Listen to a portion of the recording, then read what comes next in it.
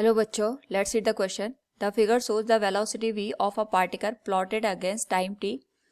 Here we have four options. A. The particle changes its direction of motion at some point. B. The acceleration of the particle remains constant. C. The displacement of the particle is zero. And D. The initial and final speed of the particle are same. Now, to answer this question, first we will discuss here the key concept. And here the key concept is variable used to explain the motion of a particle.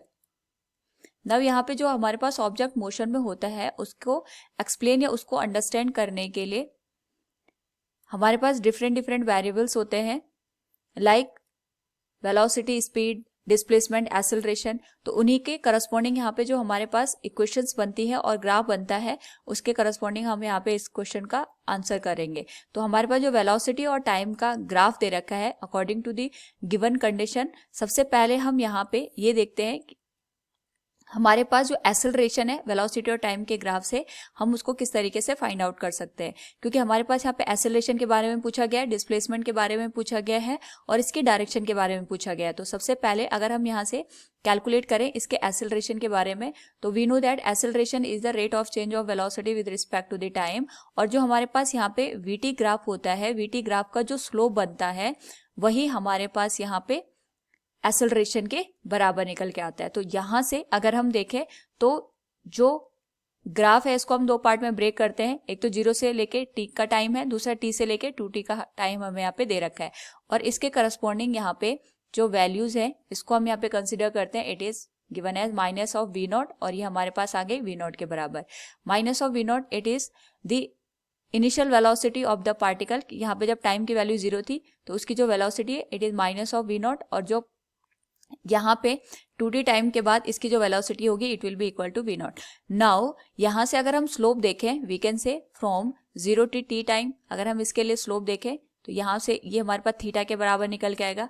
तो we can say for 0 to t time अगर हमारे पास यहाँ पे slope निकल के आता है तो हम यहाँ पे लिख सकते हैं tan theta will be equal to.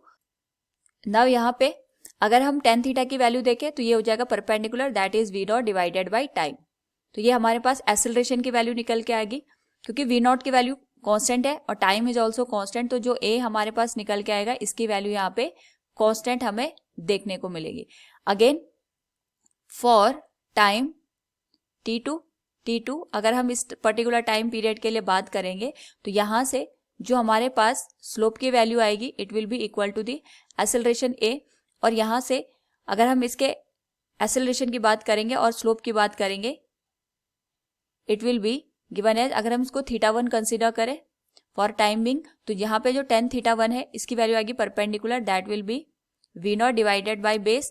और यहाँ पे जो बेस की वैल्यू आएगी it will be 2t final time minus initial time, 2t minus t, ये हो जाएगा t के बराबर. तो यहाँ से अगर हम इन दोनों रिलेशन को देखें तो ये हमारे पास जो एक्सेलरेशन की वैल्यू निकल के आ रही है इनका जो मैग्नीट्यूड है दैट इज सेम, और हम कह सकते हैं जो हमारे पास यहाँ पे एक्सेलरेशन आएगा that will remain same for the whole condition. यहाँ पे जो एक्सेलरेशन की वैल्यू निकल के आएगी ये हमारे पास कांस्टेंट रहेगी. तो जो हमारे पास ऑप्शंस दे रखे हैं उसके अकॉर्डिंग अगर हम देखें the acceleration of the particle remains constant, it is true. दोनों कंडीशन में हमने यहाँ पे देखा जो हमारे पास एक्सेलरेशन है इसकी वैल्यू यहाँ पे कांस्टेंट है. नाउ अगर हम बात करें यहाँ पे डिस्प्लेसमेंट की, तो वी नो दैट जो वीटी ग्राफ होता है उसके करस्पॉन्डिंग अगर हम यहाँ पे डिस्प्लेसमेंट निकालना चाहते हैं तो जो वीटी ग्राफ होता है उसका जो एरिया होता है, area of VT graph give us the displacement. Now यहाँ पे 0 से लेके t टाइम के लिए अगर हम बात करें तो यहाँ पे जो डिस्प्लेसमेंट निकल के आएगा इसको हम S1 नाम देते हैं, और इसका जो एरिया होगा it will B 1/2 base, that will B t. Height इसकी हो जाएगी माइनस ऑफ v नॉट के बराबर.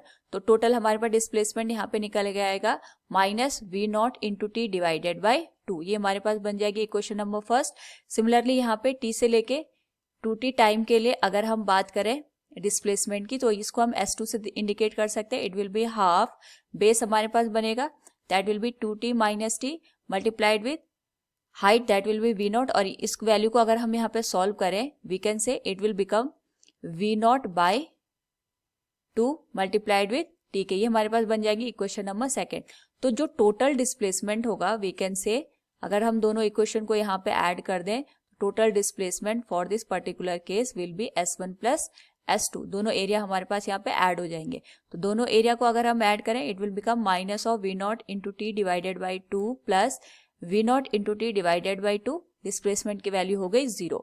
सो from the options we can also say the displacement of the particle is 0, it is also correct one. Now D option is the initial and final speed of the particle are same. यहाँ पे अगर हम initial और final की बात करें at t equals 0, हमारे पास जो initial speed होगी इसको हम यहाँ पे u से इंडिकेट कर सकते हैं, u की value minus of v naught है। और यहाँ पे केवल अगर हम मैग्नीट्यूड की बात करें, क्योंकि स्पीड के बारे में पूछा है, डायरेक्शन के बारे में नहीं पूछा है, तो इसका जो मैग्नीट्यूड निकल के आएगा we can say it will be equal to the v naught metre per second. Now यहाँ पे अगर हम बात करें टाइम की एट द 2t, तो जो फाइनल वेलोसिटी होगी it will be v naught, इसका जो मैग्नीट्यूड होगा ये हमें स्पीड के बारे में इंडिकेशन देगा, तो इसका जो वैल्यू हो जाएगी it will be v naught metre per second. तो दोनों ही केस में अगर हम देखें जो हमारे पास स्पीड है इट इज कांस्टेंट और it is same, that is equal to v naught. So from the options अगर हम इसको यहाँ पे अगेन अंडरस्टैंड करें, the initial and final speed of the particle are the same, it is also correct one. Now first one is the particle changes its direction of motion at the some point. Now अगर हम यहाँ पे first option को देखें तो first option के लिए we can से 0 to t टाइम के लिए अगर हम बात करें यहाँ पे तो जो वेलोसिटी है, वेलोसिटी इज -1, लेकिन जो हमारे पास एक्सेलरेशन है ये पॉजिटिव है। और यहां से हमें ये चीज पता चलेगी अगर यहाँ पे वेलोसिटी नेगेटिव है, एक्सेलरेशन पॉजिटिव है, तो सर्टेन टाइम ऑफ पीरियड के बाद जो वेलोसिटी होगी ये 0 को यहाँ पे ऑब्टेन करेगी। और अगर एक्सेलरेशन हमारे पास दोनों कंडीशन में, अगर हम 0 से लेके t की बात करें और या फिर t से लेके 2t टाइम तक की बात करें, क्योंकि एक्सेलरेशन कांस्टेंट है ये स्टिल हमारे पास यहाँ पे पॉजिटिव रहेगा, तो जो वेलोसिटी है पहले ये 0 तक पहुंचेगा, 0 होने के बाद again it will become positive. यानी यहाँ पे हम ये कह सकते हैं कि जो वेलोसिटी है ये हमारे पास अपनी वैल्यू को यहाँ पे चेंज कर रही है, या वेलोसिटी की डायरेक्शन यहाँ पे चेंज हो रही है, direction is changing. So from the given options अगर हम इसको यहाँ पे अंडरस्टैंड करें, the particle changes its direction of motion at some point, it is also correct one, क्योंकि हमारे पास जो एक्सेलरेशन है और जो वेलोसिटी है ये सर्टेन टाइम के लिए दोनों अपोजिट साइन के हैं। तो इससे हमें ये पता चलेगा अगर एक्सेलरेशन पॉजिटिव है और वेलोसिटी नेगेटिव है, सर्टेन टाइम के बाद इसकी वैल्यू 0 होगी और उसके बाद अगेन वेलोसिटी हमें यहाँ पे पॉजिटिव देखने को मिलेगी, या फिर हम ये कह सकते हैं डायरेक्शन हमें यहाँ पे अपोजिट मिलेगी from the initial one. So from the given option we can say all options are correct one. Hope all you understood it. Thank you and best of luck.